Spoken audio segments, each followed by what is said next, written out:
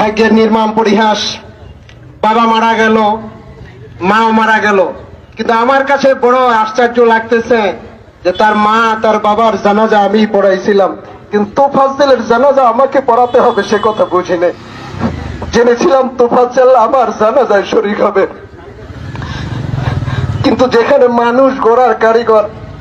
আমার বড় ভাইও ঢাকা ইউনিভার্সিটিতে পড়েছিল, অনেক গিয়েছি ঢাকা ইউনিভার্সিটিতে, কিন্তু নিজের কাছে এখন খুব গেছিলাম এইটাই বড় দুর্বিষহ লাগতেছে যে একটা ছেলেকে কিভাবে নির্যাতন করলে পায়ের গোস্ত খসে পড়তে পারে,